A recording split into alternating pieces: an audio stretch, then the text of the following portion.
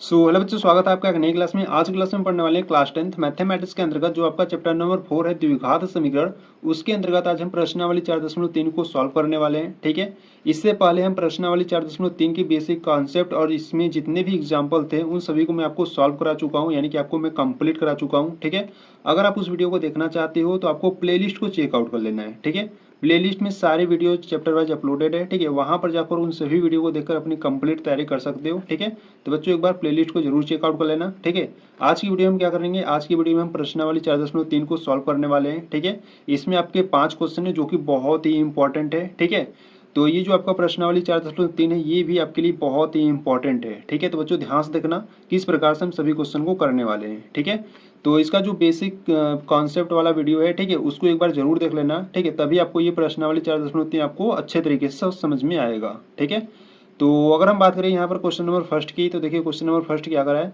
Question number first करा है कि निम्न द्विघात समीकरणों के मूलों की प्रकृति ज्ञात कीजिए, यदि मूलों का अस्तित्व हो तो उन्हें भी ज्ञात कीजिए। ठीक है, पहले आपको मूलों की प्रकृति ज्ञात करनी है, फिर उसके बाद आपको मूलों का अस्तित्व होगा तो उन्हें भी ज्ञात करना होगा। ठीक है, यानी कि अगर मूलों का अस्तित्व यानी कि मतलब कि अगर कोई भी वास्तविक मूल होंगे तो उन्हें भी आपको ज्ञात करना होगा, यानी कि x का मान ज्ञात करना होगा। ठीक है, तो यहाँ से आपको एक द्विघात समीकरण दिया है 2x² - 3x + 5 = 0। तो इसका पहले हम क्या करेंगे, मूलों की प्रकृति ज्ञात करेंगे। ठीक है, तो मूलों की प्रकृति हम कैसे फाइंड करते हैं, देखो मूलों की प्रकृति ज्ञात करने के लिए पहले हमको उसका क्या ज्ञात करना होगा, विविधकर यानी कि d का मान ज्ञात करना होगा। ठीक है, जब d का मान आ जाएगा तब हम उसको बताएंगे कि उसकी मूलों की प्रकृति कैसी है। ठीक है, तो इस समीकरण का पहले हम क्या करेंगे, विविधकर ज्ञात करेंगे। ठीक है, तो चलो सॉल्व करते हैं क्वेश्चन नंबर फर्स्ट के फर्स्ट का। ठीक है, तो यहाँ से अगर हम बात करें, ठीक है, तो यहाँ से अगर हम बात करें तो यहाँ से आज हम सॉल्व करने वाले हैं प्रश्नावली 4.3। ठीक है, प्रश्नावली 4.3 को आज सॉल्व करने वाले हैं। ठीक है, तो इसके क्वेश्चन नंबर फर्स्ट के फर्स्ट की बात करें तो देखो बच्चों, आपको एक द्विघात समीकरण दिया है 2x² माइनस का 3x + 5। ठीक है, और इक्वल में 0 है।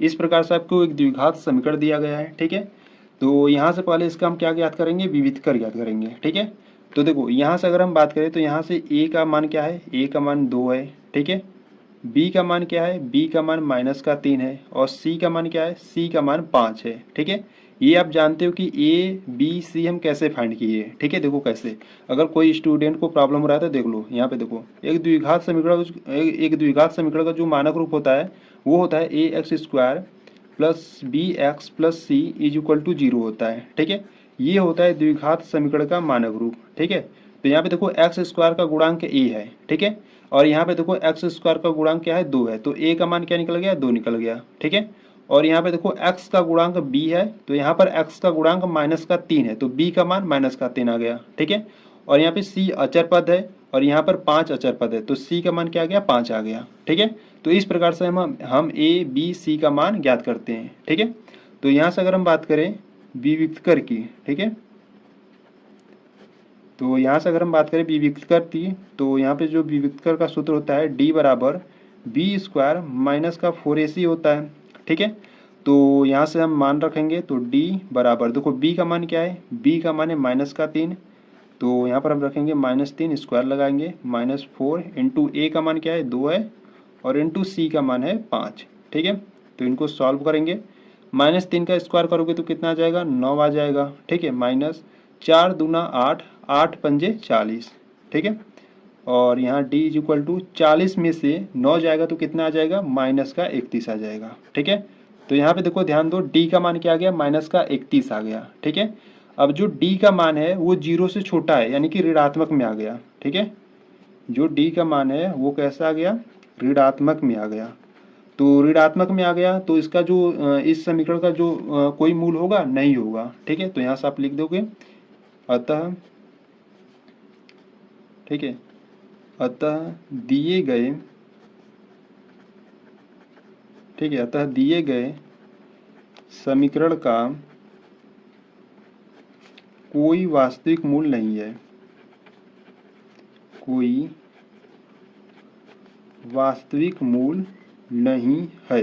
ठीक है, इस प्रकार से आपको सॉल्व करना था। ठीक है, यानी कि इसके जो मूलों की प्रकृति है वो कैसी है, उसका कोई भी वास्तविक मूल नहीं है। ठीक है, आपको ये ध्यान होगा कि मैं आपको जो मूलों की प्रकृति था वो आपके 3 कंडीशन थे। ठीक है, अगर देखो पहला कंडीशन क्या था, अगर डी का मान 0 से बड़ा होता था, ठीक है, अगर डी का मान 0 से बड़ा होता था यानी कि डी का मान जब धनात्मक होता था तो उसके दो अलग अलग वास्तविक मान आते थे। ठीक है, जैसे मान लो एक x आएगा तो एक y आएगा। ठीक है, और दूसरा कंडीशन क्या था, अगर डी का मान 0 आ जाता था तो उसके दो बराबर मतलब कि दो वास्तविक जो मान थे वो सेम थे, यानी कि दो समान वास्तविक मूल थे। ठीक है, जैसे मान लो एक x आ रहा है तो दूसरा भी x ही आएगा।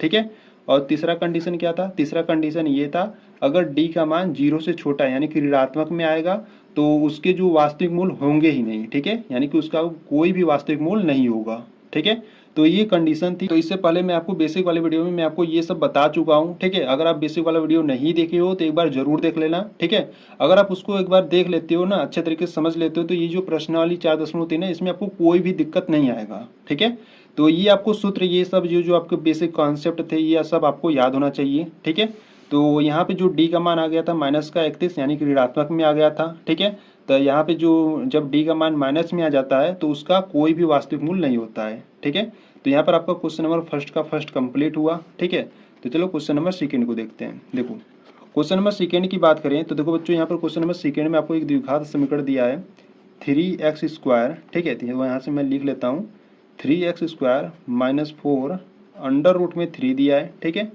इंटू x + 4 = में 0। ठीक है, ये आपको सेकेंड वाला एक द्विघात समीकरण दिया है। ठीक है, तो यहाँ से देखो पहले हम क्या करेंगे, विविक्त कर ज्ञात करेंगे। ठीक है, तो यहाँ से अगर हम बात करें a का मान क्या है तो देखो a का मान 3 है। ठीक है, b का मान क्या है, b का मान -4 अंडर रूट में 3 है। ठीक है, और c का मान क्या है, c का मान 4 है। ठीक है, तो यहाँ से हम क्या क्या ज्ञात करेंगे, यहाँ से हम विविक्त कर ज्ञात करेंगे। ठीक है, तो विविक्त कर का फार्मूला क्या होता है, d बराबर होता है b² माइनस का 4ac होता है। ठीक है, तो d बराबर b का मान देख लो यहाँ पर क्या है, b का मान है माइनस में 4 इंटू अंडर रूट में 3 है और इसका स्क्वायर कर दो, -4 इंटू a का मान देख लो क्या है, a का मान 3 है और इंटू c का मान है 4। ठीक है, तो जब 4 देखो यहाँ पर जब -4 का स्क्वायर करोगे तो कितना आ जाएगा, 16 आ जाएगा। ठीक है, देखो यहाँ पर आपको अलग अलग करना है। ठीक है, पहले 4 का करोगे फिर उसके बाद अंडर रूट में जो 3 है उसका करोगे। ठीक है, जब 4 का स्क्वायर करोगे तो 16 आ जाएगा। ठीक है, और 3 का करोगे तो 3 आ जाएगा। ठीक है, अंडर रूट 3 का जब स्क्वायर करोगे तो 3 आ जाएगा। ठीक है, माइनस में देखो 4 चौका 16। ठीक है, और 16 के 16, 16 दूना 32, 16 3 48 हो जाएगा। ठीक है, d = देखो 16 3 48 हो गया और माइनस में 48 है। ठीक है, 48 - 48 कितना हो जाएगा, 0 हो जाएगा। तो यहाँ पे जो d का मान है वो 0 आ गया। ठीक है, तो इसके जो दो वास्तविक मूल निकलेंगे वो कैसे निकलेंगे, समान निकलेंगे। ठीक है, तो यहाँ से अगर हम बात करें मूलों की प्रकृति की तो आपको यहाँ से लिख देना है अतः। ठीक है, अतः दिए गए समीकरण, ठीक है, इस प्रकार से आपको लिखना है, अतः दिए गए समीकरण, ठीक है, तो दिए गए समीकरण के दो समान वास्तविक मूल होंगे।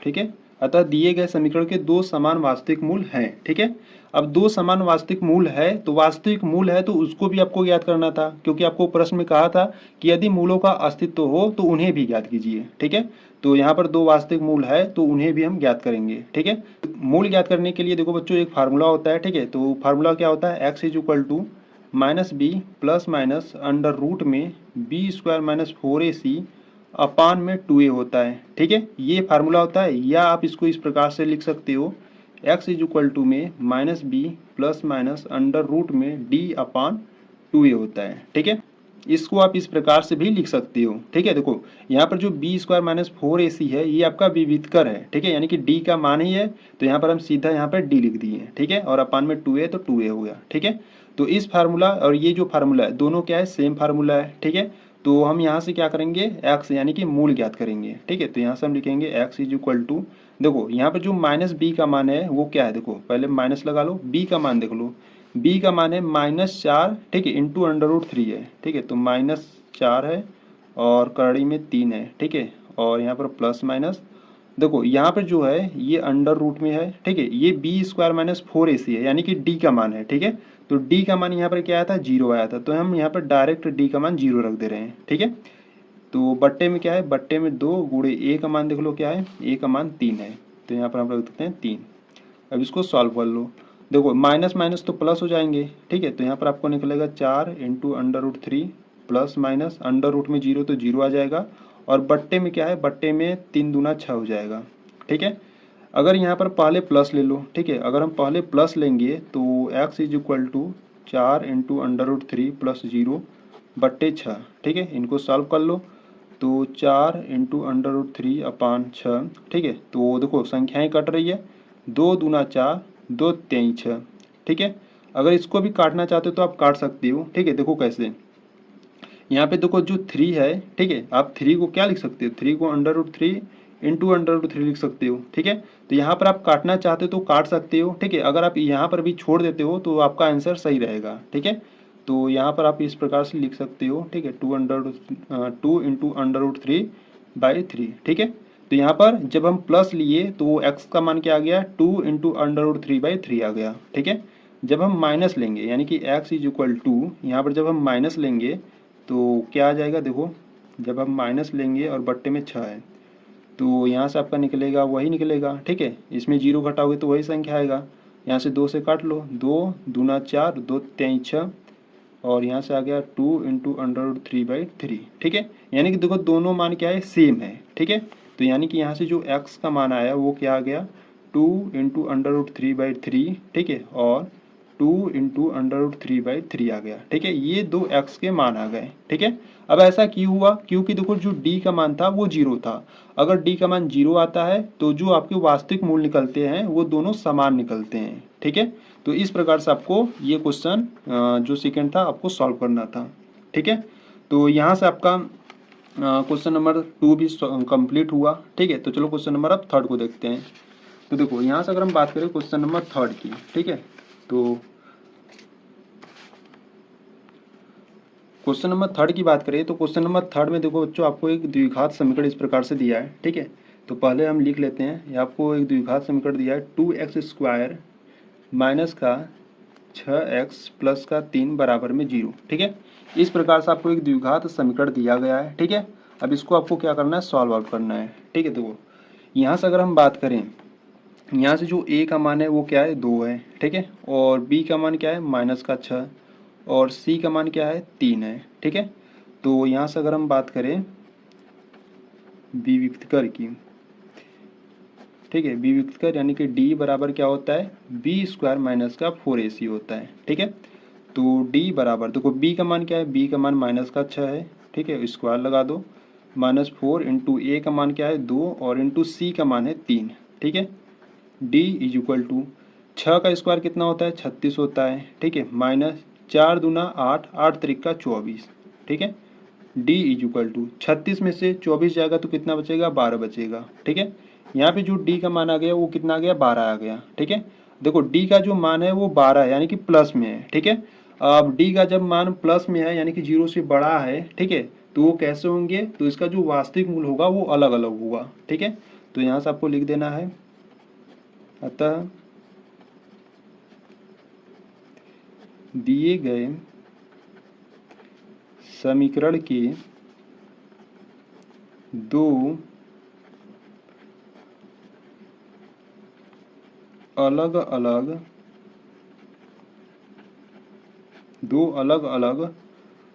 वास्तविक मूल है, ठीक है। अब इसके वास्तविक मूल हैं तो उसको भी आपको ज्ञात करना है, ठीक है।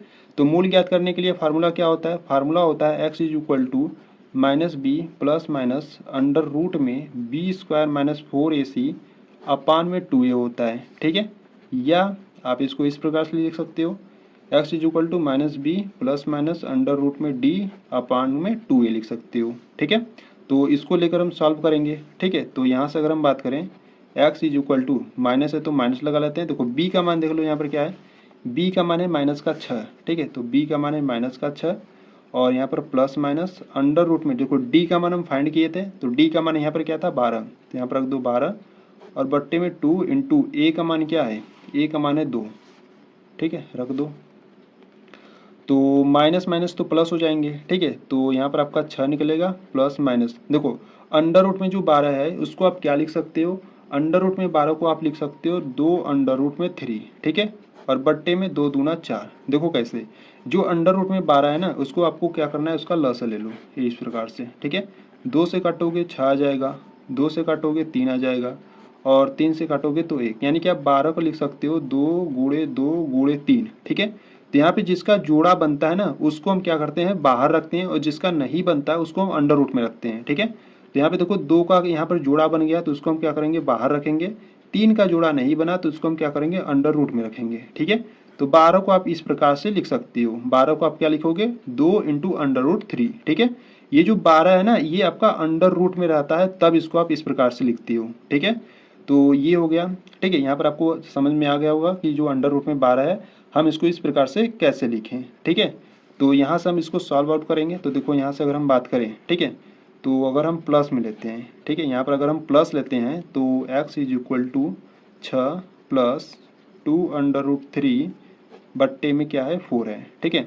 तो यहाँ पे देखो 2 कॉमन हो रहा है, ठीक है। जब यहाँ से आप 2 कॉमन करोगे तो यहाँ पर आपका क्या बचेगा, 3 बचेगा, ठीक है, और प्लस का अंडर रूट में 3, और बट्टे में क्या है 4 है। 2 1 जा 2, 2 2 जा 4, ठीक है। तो यहाँ से आपका बचा 3 प्लस अंडर रूट में 3/2 बचा, ठीक है। इसी प्रकार से जब हम माइनस में लेंगे, ठीक है, यानी कि ये प्लस ले लिए अब माइनस में लो, तो यहाँ से x is equal to 6 minus हो जाएगा 2 अंडर रूट 3/4, ठीक है। 2 यहाँ पर भी कॉमन है तो यहाँ से 2 कॉमन ले लो, यहाँ पर आपका 3 बचेगा, माइनस है तो माइनस लगाओ, 2 तो कॉमन हो गया, अंडर रूट में 3 बचेगा, और बट्टे में क्या है 4 है, ठीक है। तो 2 एक कम 2 हो गया, 2 दूना 4, ठीक है। तो यहाँ से आपका क्या बचा, 3 माइनस अंडर रूट में 3 बट्टे 2 बच्चा, ठीक है। यानी कि देखो यहाँ पर जो x का एक मान है 3 प्लस अंडर रूट में 3/2 है, और एक x का मान है 3 माइनस अंडर रूट में 3/2 है, ठीक है। यानी कि दोनों क्या है, मान अलग अलग है। देखो यहाँ पर प्लस है, यहाँ पर माइनस है, ठीक है। अब ऐसा क्यों हुआ, क्योंकि देखो जो d का मान था वो धनात्मक में था, ठीक है। जब d का मान धनात्मक है यानी कि 0 से बड़ा होता है तो जो उसके वास्तविक मूल होते हैं दो अलग अलग होते हैं, ठीक है। तो इस प्रकार से x का मान हमारा क्या आ गया, x का जो मान आ गया, एक तो आ गया 3 प्लस अंडर रूट में 3/2 आ गया, और एक आ गया 3 माइनस अंडर रूट में 3/2 आ गया, ठीक है। ये x का मान आ गया इस प्रकार से, ठीक है। तो यहाँ पर आपका जो क्वेश्चन नंबर 3 था वो भी आपका कंप्लीट हुआ, ठीक है। अगर आपको कुछ भी डाउट हो रहा है तो वीडियो को बैक कर एक बार फिर से देखो, अच्छे तरीके से आप समझ जाओगे, ठीक है। तो यहाँ पर आपका जो क्वेश्चन नंबर 1 था जिसमें आपके 3 क्वेश्चन थे वो सभी यहाँ पर कंप्लीट हुए, ठीक है।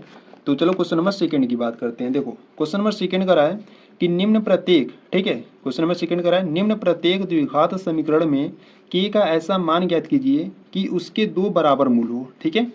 ये आपको समीकरण इस प्रकार से दिया गया है, इसमें आपको क्या करना है, k का मान ज्ञात करना है, ठीक है। तो चलो ज्ञात करते हैं, क्वेश्चन नंबर 2 को देखते हैं, ठीक है। तो यहाँ पर जो क्वेश्चन नंबर 2 है ना बच्चों ये इम्पॉर्टेंट है, ठीक है, तो इसको ध्यान से देखना, ठीक है। तो यहाँ से अगर हम बात करें क्वेश्चन नंबर 2 के फर्स्ट की, ठीक है, तो देखो क्वेश्चन नंबर 2 के अगर हम फर्स्ट की बात करें तो वो आपको एक द्विघात समीकरण इस प्रकार से दिया है 2x², ठीक है, और प्लस का kx दिया है और प्लस का 3 बराबर में 0, ठीक है। इस प्रकार से आपको एक द्विघात समीकरण दिया गया है, ठीक है। इसमें आपको क्या करना है, k का मान ज्ञात करना है, ठीक है। तो देखो प्रश्न को अगर आप ध्यान से पढ़े होंगे तो देखो प्रश्न में आपको क्या करा के निम्न प्रत्येक द्विघात समीकरण में k का ऐसा मान ज्ञात कीजिए कि उसके 2 बराबर मूल हो, ठीक है। देखो प्रश्न में ही आपको आंसर छुपा है, ठीक है। देखो यहाँ पर आपका करा है कि उसके 2 बराबर मूल हो। अब 2 बराबर मूल किसके होते हैं, जब d का मान 0 होता है, ठीक है। जब d का मान 0 होता है तो उसके 2 बराबर मूल होते हैं, ठीक है। तो इसके कहने का ये मतलब कि जो यहाँ पर जो विविक्त कर हम लिखेंगे यहाँ पर जो d का मान होगा वो हमारा 0 होगा, ठीक है। तो यहाँ से अगर हम बात करें तो देखो यहाँ से जो a का मान है वो क्या है 2 है, ठीक है, b का मान क्या है k है, और जो c का मान है वो 3 है, ठीक है। तो यहाँ से अगर हम विविक्त कर की बात करें तो विविक्त कर d इज इक्वल टू क्या होता है, b² माइनस का 4ac होता है, ठीक है। तो d का देखो मान 0 होगा क्योंकि प्रश्न में आपको कहा है कि उसके 2 बराबर मूल हो। जब 2 बराबर मूल किसके होते हैं, जब d का मान 0 होता है तब होता है, ठीक है। तो यहाँ पर डी का मान 0 हो गया, बराबर में बी का मान क्या है, के है, तो के का यहाँ पर स्क्वायर हो जाएगा, माइनस में 4 इंटू ए का मान 2 है और इंटू सी का मान है 3। ठीक है, तो इसको सॉल्व करेंगे तो देखो 0 बराबर के स्क्वायर हो जाएगा और माइनस में 4 दूना 8, 8 त्रिक का 24। ठीक है, और ये क्या करते हैं, जो माइनस का 24 है उसको उधर भेजेंगे तो प्लस का 24 हो जाएगा। ठीक है, यानी कि इसको आप इस प्रकार से लिख सकते हो के स्क्वायर बराबर में 24। ठीक है, यहाँ पे देखो ये स्क्वायर है। ठीक है, अगर स्क्वायर को उधर भेजोगे तो ये अंडर रूट में चला जाएगा। ठीक है, तो यहाँ से हम रखते हैं के बराबर में, ठीक है, अंडर रूट में 24 हो जाएगा। ठीक है, प्लस माइनस अंडर रूट में क्या हो जाएगा, 24 हो जाएगा। ठीक है, अब देखो जो अंडर रूट में 24 है इसको आप किस रूप में लिख सकते हो, तो के बराबर प्लस माइनस अंडर रूट में 24 को आप लिख सकते हो 2 अंडर रूट में 6। ठीक है, यानी कि यहाँ से जो के का मान है वो क्या आ गया, 2 अंडर रूट में 6 आ गया। ठीक है, अब बहुत सारे स्टूडेंट को प्रॉब्लम होगा कि ये कैसे आ गया। ठीक है, तो देखो जब अंडर रूट में यहाँ पर आपको कुछ भी संख्या हो, ठीक है, तो उसको आपको क्या करना है, उसका आपको लसा लेना है। ठीक है, देखो यहाँ पर 24 है तो इसका क्या करो, लसा लो। 2 से काटोगे तो कितना आ जाएगा, 12 आ जाएगा। 2 से काटोगे तो 6 आ जाएगा। ठीक है, फिर 2 से कट रहा है तो 2 से काटोगे तो 3 आ जाएगा, फिर 3 से कटेगा 1 आ गया। ठीक है, यानी कि 24 को आप लिख सकते हो 2 गुणे 2 गुणे, ठीक है, 2 गुणे 3। ठीक है, इस प्रकार से लिख सकते हो। तो इसमें आपको ध्यान देना है कि देखो इसमें आपको कौन कौन सा जोड़ा बन रहा है। देखो इसमें 2 का एक जोड़ा बना, ठीक है, और इन दोनों का नहीं बना। तो जिसका बना उसको हम क्या करते हैं, बाहर रखते हैं, और जिसका नहीं बना उसको हम अंडर रूट में रखते हैं। ठीक है, तो इस 2 का तो बन गया, ठीक है, तो इसको हम क्या करेंगे, बाहर रखेंगे। ठीक है, और इन दोनों का नहीं बना तो इनका हम गुणा कर कर अंदर रख देंगे, तो 2 3 6 हो जाएगा। ठीक है, तो जो 24 था, जो अंडर रूट में 24 था, उसको हम किस प्रकार से लिख सकते हैं, 2 अंडर रूट में 6 लिख सकते हैं। ठीक है, तो इस प्रकार से हम इसको लिखे हैं। ठीक है, तो यहाँ पर जो के का मान आ गया वो प्लस माइनस में 2 इंटू अंडर रूट 6 आ गया। ठीक है, तो यहाँ पर आपका क्वेश्चन नंबर सेकेंड, यानी कि सेकेंड का जो फर्स्ट था आपका कंप्लीट हुआ। क्वेश्चन नंबर सेकेंड के सेकेंड की बात करते हैं। देखो क्वेश्चन नंबर सेकेंड में आपको दिया है के एक्स दिया है, ठीक है, ब्रैकेट में आपको एक्स माइनस 2 और प्लस में 6 इज इक्वल टू 0 दिया है। ठीक है, इस प्रकार से आपको एक समीकरण दिया है। ठीक है, तो पहले तो इसको सॉल्व आउट करना होगा। ठीक है, तो पहले क्या करते हैं, के एक्स का मल्टीप्लाई इन दोनों में करते हैं। ठीक है, के एक्स का जब मल्टीप्लाई एक्स में करोगे तो यहाँ पर आपको के एक्स स्क्वायर मिलेगा। ठीक है, के एक्स का सिर्फ 2 में करोगे तो माइनस का 2 के एक्स मिलेगा और प्लस का 6 बराबर में 0। ठीक है, और यहाँ पे अगर हम बात करें, देखो ए का मान यहाँ पर क्या है, ए का मान है आपका के है। ठीक है, बी का मान क्या है, बी का मान माइनस का 2 के है और सी का मान क्या है, 6 है। ठीक है, तो यहाँ से अगर हम बात करें बी विक्त कर की, तो देखो बी विक्त कर यानी कि डी, डी बराबर क्या होता है, बी स्क्वायर माइनस 4ac होता है। ठीक है, तो यहाँ पे डी का मान 0 हो जाएगा, बराबर में बी का मान देखो क्या है, माइनस का 2 के है और यहाँ पर स्क्वायर लगा दो, माइनस का 4 इंटू ए का मान क्या है, की है, और इंटू सी का मान है 6, तो 0 बराबर देखो 2 का स्क्वायर तो 4 हो जाएगा। ठीक है, और के का के स्क्वायर हो जाएगा, माइनस में 6 चौक का 24 और इंटू में के हो गया। ठीक है, तो यहाँ से अगर हम बात करें, देखो यहाँ पर आपको क्या कॉमन दिख रहा है, इसमें आपको 4 और के आपको कॉमन दिख रहा है। ठीक है, तो यहाँ से 4 के कॉमन ले लो, तो 4 के कॉमन लोगे तो यहाँ पर आपका के बचेगा और माइनस में यहाँ पर आपका 6 बचेगा। ठीक है, तो इसको आप इस प्रकार से लिख सकते हो क्या, 4k इज इक्वल टू 0 अलग ले लो और k minus 6 is equal to 0 अलग ले लो। ठीक है, क्योंकि यहाँ पर देखो आपको k का मान ज्ञात करना है। ठीक है, तो यहाँ से हम क्या करते हैं ना, देखो k is equal to 4 multiply में इधर भेजोगे तो डिवाइड में हो जाएगा, यानी कि डिवाइड में भी आपको 0 ही मिलेगा। एक तो k का मान आपको 0 मिलेगा और k देखो माइनस का 6 उधर भेजोगे तो प्लस का 6 हो जाएगा। ठीक है, और k का मान आपको प्लस का 6 मिलेगा। ठीक है, तो देखो ये जो k का मान 0 है ना, ये आपका क्या है, आपका एक संभव नहीं होगा। ठीक है, ये जो k का मान 0 है ये आपका संभव यानी कि एक अग्राह होगा। ठीक है, तो आपको लिख देना है यह असंभव या संभव नहीं है। ठीक है, तो आपको लिख देना है, ठीक है, संभव नहीं है।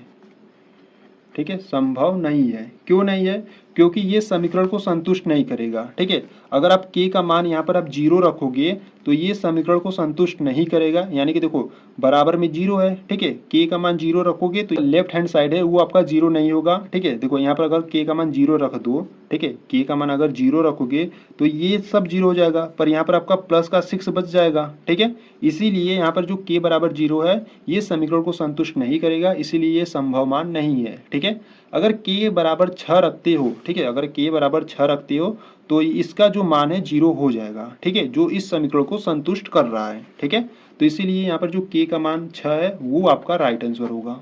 ठीक है, तो यहाँ पर आपका जो क्वेश्चन नंबर सेकेंड था जिसमें आपके 2 क्वेश्चन थे वो भी आपके कंप्लीट हुए। तो चलो क्वेश्चन नंबर थर्ड को देखते हैं। देखो यहाँ पर अगर क्वेश्चन नंबर थर्ड की बात करें तो देखो क्वेश्चन नंबर थर्ड कर रहा है कि क्या एक ऐसी आम की बगिया बनाना संभव है जिसकी लंबाई चौड़ाई से दोगुनी हो और उसका जो क्षेत्रफल हो वो 800 मीटर स्क्वायर हो। ठीक है, यदि है तो उसकी लंबाई और चौड़ाई ज्ञात कीजिए। ठीक है, बहुत ही सिंपल क्वेश्चन है और इम्पॉर्टेंट है बच्चा पार्टी। ठीक है, इसको क्वेश्चन नंबर 3 को इम्पॉर्टेंट बना लेना। ठीक है, ऐसे सवाल आपके बोर्ड एग्जाम में काफ़ी बार पूछे भी गए हैं। ठीक है, तो चलो हल करते हैं क्वेश्चन नंबर 3 को। देखो क्वेश्चन नंबर 3 इंपॉर्टेंट है। ठीक है, तो ध्यान से देखना किस प्रकार से इसको हम सॉल्व आउट करेंगे। ठीक है, मैं आपको बहुत ही सिंपल तरीके से बताने वाला हूँ। ठीक है, क्वेश्चन नंबर 3 देखो, क्वेश्चन नंबर 3 में आपको क्या करना है, देखो प्रश्न को पहले एक बार ध्यान से पढ़ना है। ठीक है, प्रश्न करा है कि क्या एक ऐसी आम की बगिया बनाना संभव है जिसकी लंबाई चौड़ाई से दोगुनी हो। ठीक है, चौड़ाई से दोगुनी, अगर मान लो चौड़ाई को x मान लेंगे तो लंबाई क्या हो जाएगा 2x हो जाएगा। ठीक है, तो यहाँ से पहले क्या करो, इस प्रकार से एकदम सिस्टमेटिक ढंग से लिखो, प्रश्नानुसार दिया है। ठीक है, ऐसे जो सवाल होते हैं ना बच्चों पार्टी, ऐसे जो सवाल होते हैं ना उसको क्या करो एकदम अच्छे तरीके से लिख कर करो। ठीक है, तो यहाँ पर प्रश्नानुसार दिया है। ठीक है, तो यहाँ से आप मानोगे, क्या करोगे, मानोगे, माना जो बगिया है। ठीक है, बगिया मतलब बगीचा। ठीक है, माना बगिया की चौड़ाई, मान लो बगिया की जो चौड़ाई है वो क्या है x मीटर है। ठीक है, अगर बगिया की चौड़ाई मान लो x मीटर मान लिए तो उसकी लंबाई कितनी हो जाएगी 2x हो जाएगी, क्योंकि प्रश्न में कहा है जिसकी लंबाई चौड़ाई से दोगुनी हो। ठीक है, तो यहाँ से बगिया की लंबाई, देखो बगिया की जो लंबाई हो जाएगी वो कितनी हो जाएगी 2x मीटर हो जाएगी। ठीक है, चौड़ाई की दोगुनी लंबाई है। ठीक है, तो और उसका जो क्षेत्रफल था वो आपको कितना दिया था वो भी लिख लेते हैं। जो क्षेत्रफल है वो आपको 800 मीटर स्क्वायर दिया था। ठीक है, इस प्रकार से यहाँ पे जो बगिया है वो आपका एक आयताकार है। ठीक है, यानी कि कहने का क्या मतलब, ये जो आपका बगिया यानी कि बगीचा है वो एक आयत के रूप में है। ठीक है, तो इसकी अगर हम चौड़ाई को x माने हैं तो इसकी जो लंबाई है वो 2x है। ठीक है, और इसका जो क्षेत्रफल है वो कितना है आपका 800 मीटर स्क्वायर है। ठीक है, इस प्रकार से। तो बगिया आपका क्या है, एक आयताकार है। ठीक है, तो यहाँ से जो बगिया का क्षेत्रफल होगा वो क्या होगा, देखो बगिया का क्षेत्रफल,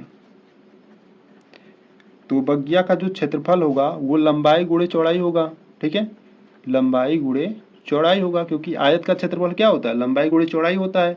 तो बगिया कैसा आपका एक आयताकार है, तो इसीलिए बगिया का क्षेत्रफल बराबर लंबाई गुणे चौड़ाई। ठीक है, अब देखो यहाँ पर जो बगिया का क्षेत्रफल था वो कितना था 800 मीटर स्क्वायर, तो यहाँ पर रख दो 800। ठीक है, बराबर में लंबाई क्या है, लंबाई आपका 2x है। ठीक है, और गुणे और चौड़ाई क्या है x है। ठीक है, तो इसको क्या करो हल करो, तो यहाँ से अगर हम बात करें देखो 800 हो गया बराबर में 2x का गुणा x में करोगे तो आपको 2x स्क्वायर मिलेगा। ठीक है, तो यहाँ पे 2 मल्टीप्लाई में इधर आते हैं तो डिवाइड में हो जाएगा, यानी कि 800/2 हो जाएगा बराबर में x स्क्वायर, 2 एकम 2। ठीक है, 2 चौके 8। ठीक है, तो x स्क्वायर बराबर आपको कितना मिला 400 मिला। ठीक है, तो यहाँ पर आपको x का मान ज्ञात करना है, यानी कि x इज इक्वल टू क्या हो जाएगा अंडर रूट में 400 हो जाएगा। ठीक है, प्लस माइनस के साथ में। तो देखो जो अंडर रूट में 400 है इसका वर्गमूल क्या होता है 20 होता है। ठीक है, यानी कि 20 का स्क्वायर 400 होता है, तो x is equal two plus minus में कितना हो जाएगा 20 हो जाएगा। ठीक है, यानी कि जो x का मान है वो कितना आ गया 20 आ गया। ठीक है, तो आपको यहाँ पर लिख देना है अतः बगिया की चौड़ाई। ठीक है, अगर जो बगिया की चौड़ाई है वो क्या है 20 मीटर है। ठीक है, अगर बगिया की चौड़ाई 20 मीटर है तो इसीलिए बगिया की लंबाई ठीक है, बगिया की लंबाई कितनी हो जाएगी, देखो बगिया की जो लंबाई थी वो क्या था, 2 गुना यानी कि 2x था। ठीक है, तो यहाँ पर 2 इंटू एक्स का मान क्या था 20। ठीक है, तो कितना हो जाएगा यहाँ से 20 और गुणे 2 करोगे तो 40 हो जाएगा। ठीक है, तो बगिया की जो चौड़ाई है वो 20 मीटर है और बगिया की जो लंबाई है वो 40 मीटर हो जाएगी। ठीक है, तो इस प्रकार से आपको सॉल्व करना था क्वेश्चन नंबर 3 को। ठीक है, अगर आपको इसमें कुछ भी डाउट हो रहा है तो एक बार फिर से देख लो, अच्छे तरीके से आप समझ जाओगे। ठीक है, तो यहाँ पर आपका जो क्वेश्चन नंबर 3 है वो आपका कंप्लीट हुआ। ठीक है, तो चलो क्वेश्चन नंबर 4 को देखते हैं। देखिए यहाँ से अगर हम क्वेश्चन नंबर 4 की बात करें तो क्वेश्चन नंबर देखो 4 क्या कर रहा है, क्वेश्चन नंबर 4 कह रहा है कि क्या निम्न स्थिति संभव है, यदि है तो उनकी वर्तमान आयु ज्ञात कीजिए। ठीक है, अगर स्थिति संभव रहेगी तभी आपको उनकी वर्तमान आयु ज्ञात करनी है। ठीक है, अब देखो प्रश्न, दो मित्र की आयु का योग 20 वर्ष है। ठीक है, दो मित्र है, उनकी जो आयु का योग है वो 20 वर्ष है। 4 वर्ष पूर्व उनकी आयु का गुणनफल 48 था। ठीक है, तो इम्पॉर्टेंट है, ध्यान से देख लेना। ठीक है, क्वेश्चन नंबर 4 को। ठीक है, देखो यहाँ से अगर हम बात करें क्वेश्चन नंबर 4 की, ठीक है, क्वेश्चन नंबर 4 की बात करें तो यहाँ पर आपके दो मित्र हैं। ठीक है, तो यहाँ से हम मान लेते हैं, ठीक है, यहाँ से हम मान लेते हैं कि पहले मित्र के, ठीक है, मान लेते हैं पहले मित्र का आयु। ठीक है, माना पहले जो मित्र का आयु है वो क्या है, x वर्ष है। ठीक है, मान लेते हैं हम यहाँ पर जो पहले मित्र का आयु है वो क्या है, x वर्ष है। ठीक है, इसीलिए दूसरे मित्र का आयु, ठीक है, दूसरे मित्र का आयु, अब देखो दूसरे मित्र का आयु क्या होगा, देखो दोनों मित्र के जो आयु का योग था वो कितना था, 20 वर्ष था। ठीक है, दोनों मित्र के आयु का योग कितना था, 20 वर्ष था। ठीक है, तो पहले मित्र का जो आयु है अगर हम उसको x वर्ष माने हैं तो दूसरे मित्र का आयु क्या होगा, पूरे में से अगर हम पहले वाले मित्र की आयु घटा देंगे तो दूसरे वाले के मित्र की आयु निकल जाएगी। ठीक है, यानी कि हम 20 में से पहले वाले को हम आयु घटा देंगे तो इस दूसरे वाले मित्र की आयु निकल जाएगी। ठीक है, इस प्रकार से। ठीक है, अगर आपको ये समझ में नहीं आया तो देखो कैसे, मान लो अगर पहले वाले मित्र की आयु मान लेते हैं यहाँ से 10 वर्ष है। ठीक है, मान लेते हैं पहले वाले मित्र की जो आयु है वो 10 वर्ष है। ठीक है, तो दूसरे वाले मित्र की आयु ज्ञात करने के लिए आप क्या करोगे, पूरे में से 10 को घटा दोगे। ठीक है, तो उसका भी आ जाएगा। तो इसी प्रकार से यहाँ पर अगर पहले वाले मित्र का आयु x वर्ष है तो पूरे में से पहले वाले मित्र को हम घटा दिए हैं। ठीक है, तो दूसरे वाले मित्र की आयु यहाँ से निकल जाएगी। ठीक है, तो अब देखो प्रश्न कर रहा है कि 4 वर्ष पूर्व। ठीक है, तो यहाँ पर आप लिखोगे 4 वर्ष पूर्व। ठीक है, 4 वर्ष पूर्व पहले मित्र की आयु, देखो 4 वर्ष पूर्व का मतलब समझते हो, 4 वर्ष पूर्व यानी कि 4 वर्ष पहले। ठीक है, यानी कि यहाँ पर माइनस होगा। ठीक है, जब 4 वर्ष बाद करता है या पश्चात करता है तो वहाँ पर आपका प्लस होता है। ठीक है, तो यहाँ पर हम लिखेंगे पहले मित्र की आयु। ठीक है, तो पहले मित्र का जो आयु हो जाएगा वो क्या हो जाएगा, वो देखो 4 वर्ष पूर्व यानी कि 4 वर्ष पहले, तो कितना हो जाएगा, x माइनस 4 हो जाएगा। ठीक है, और यहाँ से दूसरे मित्र का आयु। ठीक है, दूसरे मित्र का आयु, तो दूसरे मित्र का आयु क्या हो जाएगा, देखो पहले उसके मित्र का आयु क्या था, यानी कि दूसरे मित्र का आयु क्या था, 20 माइनस एक्स था। ठीक है, 4 वर्ष पूर्व यानी कि 4 को हम क्या करेंगे, माइनस कर देंगे। ठीक है, इसको सॉल्व कर लो, 20 में से, ठीक है, देखो 20 में से 4 जाएगा तो 16 आ जाएगा माइनस का एक्स। ठीक है, तो इतना वर्ष हो गया। ठीक है, देखो प्रश्न कर रहा था कि 4 वर्ष पूर्व उनकी जो आयु का गुणनफल है वो कितना है, 48 है। ठीक है, तो 4 वर्ष पूर्व उनकी जो आयु का गुणनफल यानी कि इसका और इसका गुणनफल कितना है, 48 है। ठीक है, तो यहाँ पर हम क्या करेंगे, इनका गुणनफल करेंगे, गुणनफल कितना है, 48 है। ठीक है, अब इसको आपको सॉल्व करना है। ठीक है, तो यहाँ से हम क्या करेंगे, x का गुणा 16 में करेंगे तो यहाँ से हो जाएगा 16x। ठीक है, x का गुणा x में करेंगे तो माइनस का एक्स स्क्वायर। ठीक, फिर यहाँ पर हम -4 का करेंगे तो -4 गुणे 16 करोगे तो कितना आ जाएगा, माइनस का 64, और इतना फिर करोगे तो कितना आ जाएगा, माइनस का माइनस माइनस तो प्लस हो जाएंगे, -4 माइनस एक्स प्लस हो जाएगा और यहाँ से 4x आ जाएगा, बराबर में क्या है, 48। ठीक है, तो यहाँ से इसको सॉल्व करते हैं। ठीक है, तो यहाँ पर है माइनस का एक्स स्क्वायर। ठीक, और देखो 16x प्लस 4x कितना हो जाएगा आपका, 20x हो जाएगा। ठीक है, ये जो प्लस का 48 इसको इधर लाते हैं तो माइनस का 64 माइनस का 48 हो जाएगा, बराबर में 0। माइनस एक्स स्क्वायर प्लस का 20x, इन दोनों को क्या करो जोड़ दो, ठीक है।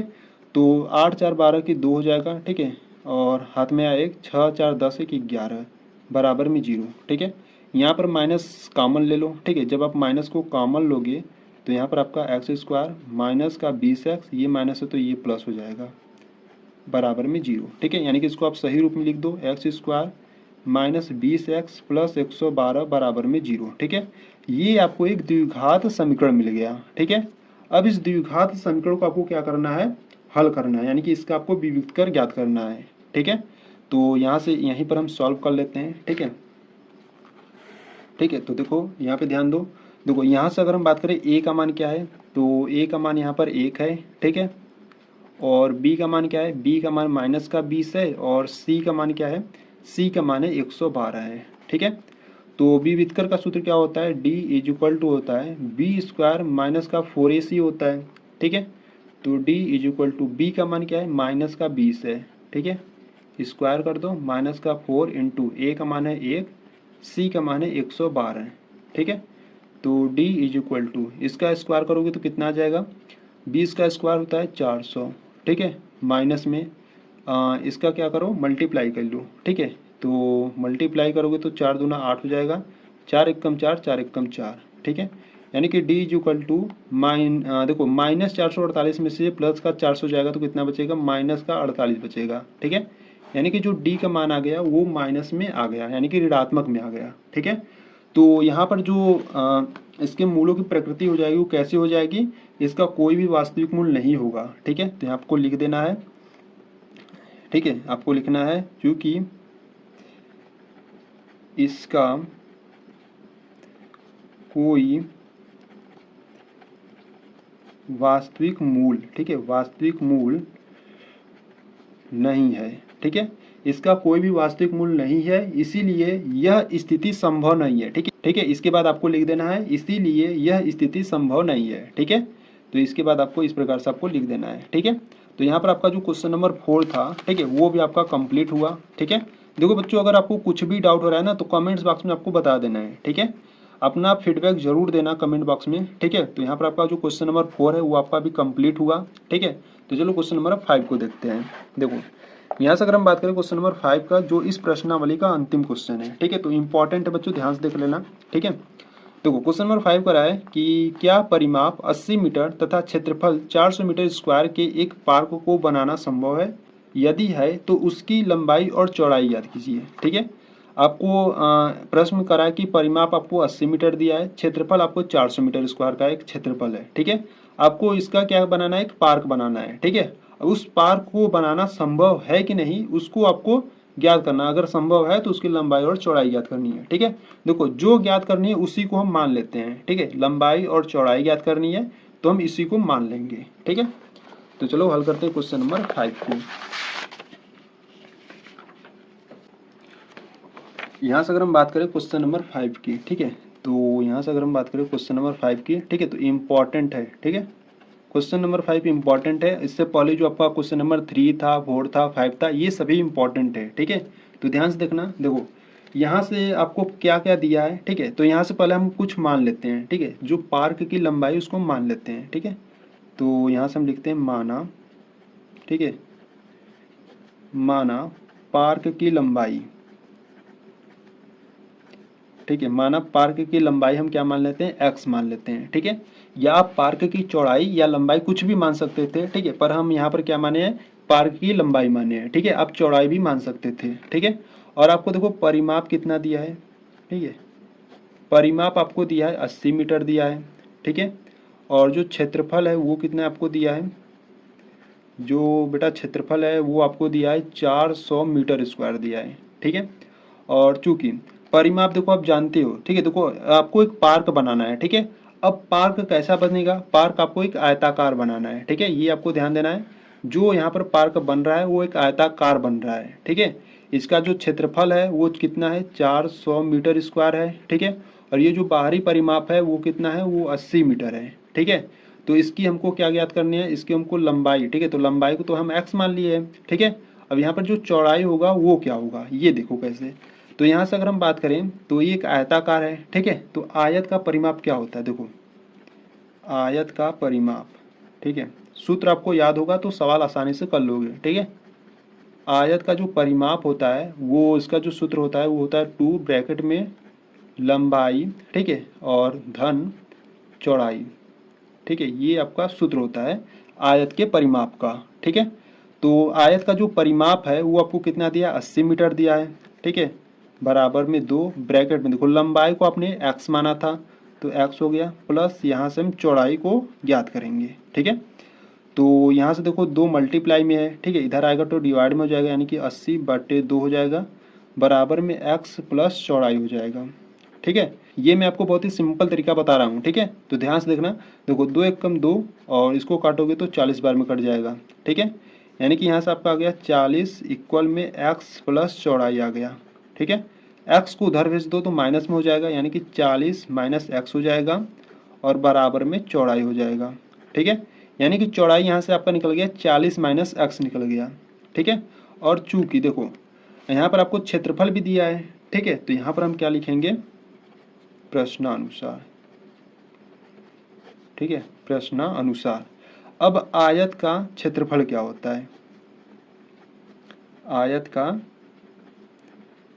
क्षेत्रफल, आयत का जो क्षेत्रफल होता है वो होता है लंबाई गुणे चौड़ाई, ठीक है। आपको देखो यहाँ से लंबाई को तो हमने x माना है और यहाँ पर आपको चौड़ाई भी निकल गया, ठीक है। इसीलिए हम यहाँ पर आयत का क्षेत्रफल का फार्मूला लगा रहे हैं, ठीक है। और यहाँ पर जो आयत का क्षेत्रफल है वो आपको दिया है 400 मीटर स्क्वायर, तो यहाँ पर आप दो 400, ठीक है, बराबर में लंबाई को हमने x माना था और जो चौड़ाई था वो कितना आया था हमारा 40 माइनस x आया था, ठीक है। अब इसको आपको सॉल्व करना है, ठीक है। तो यहाँ से हो जाएगा 400 इक्वल में x का मल्टीप्लाई करेंगे तो यहाँ से हो जाएगा 40x माइनस का x स्क्वायर, ठीक है। इसको सही रूप में लिखते हैं, यानी कि देखो ये जो सभी है ना इसको इधर लाते हैं, जब इन सभी को इधर लाओगे तो माइनस एक्स स्क्वायर हो जाएगा प्लस का एक्स स्क्वायर, प्लस 40 इधर आएगा तो माइनस का 40x हो जाएगा और ये प्लस में तो है ही, बराबर में 0 बचेगा, ठीक है। ये आपको एक द्विघात समीकरण आपको मिल गया, ठीक है। इसको सॉल्व करने पर आपको एक द्विघात समीकरण मिल गया। अब इसमें आपको क्या करना है, d का मान यानी कि आपको विविधकर आपको ज्ञात करना है, ठीक है। तो यहाँ से अगर हम बात करें विविधकर की, ठीक है, तो यहाँ से अगर हम बात करें विविधकर की यानी कि d बराबर क्या होता है, d बराबर होता है b स्क्वायर माइनस का 4ac होता है, ठीक है। तो यहाँ से देखो अगर हम बात करें यहाँ पर जो a का मान है वो क्या है 1 है, ठीक है। b का जो मान है यहाँ पर माइनस का 40 है और जो c का मान है वो कितना है 400 है, ठीक है। ये आप ध्यान रखोगे, ठीक है। a का मान 1, b का मान माइनस का 40, c का मान 400 है, ठीक है। तो यहाँ पर हम पुटअप करेंगे तो d बराबर देखो b का मान क्या है माइनस का 40, तो यहाँ पर रखो माइनस का 40 स्क्वायर लगाओ माइनस का 4 इंटू a का मान है 1 और c का मान है 400, ठीक है। d इज इक्वल टू 40 का जो स्क्वायर होता है वो कितना होता है, चार देखो 4 को होता है 16, ठीक है, और जीरो का यहाँ से देखो 0 है तो यहाँ पर 40 का है, ठीक है, तो यहाँ पर 0 है तो यहाँ पर डबल 0 हो जाएगा, यानी कि 40 का स्क्वायर कितना होता है 1600 होता है, ठीक है। माइनस में 4 चौका 16 और डबल 0 यहाँ पर भी है, 1600 माइनस 1600 यानी कि जो d का मान आ गया वो 0 आ गया, ठीक है। अब d का मान 0 आ गया तो इसके वास्तविक मूल्य तो हैं, पर कैसे वास्तविक मूल्य होंगे, दो समान वास्तविक मूल्य होंगे, ठीक है। तो दो समान वास्तविक मूल्य होंगे, ठीक है। तो यहाँ पर हम जब मूल्य ज्ञात करेंगे तो क्या जाएंगे, देखो मूल्य ज्ञात करने के लिए जो फार्मूला होता है वो क्या होता है माइनस का b plus minus under root में, ठीक है, यहाँ पर हम सिर्फ d रख दे रहे हैं, ठीक है, और बट्टे में क्या होता है 2a होता है, ठीक है। या आप इसको इस प्रकार से लिख सकते हो x इज इक्वल टू में minus b plus minus under root में b स्क्वायर माइनस 4ac, ठीक है, अपान में 2a, ठीक है। जो आपको सुटेबल लगे वो आप ले सकते हो, ठीक है।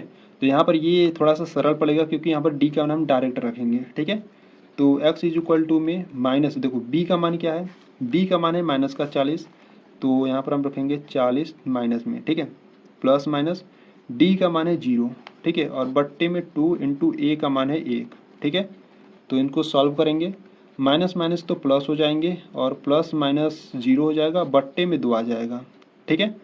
तो यहाँ पर अगर हम बात करें, ठीक है, तो यहाँ पर थोड़ा सा स्पेस कम हो रहा है, ठीक है,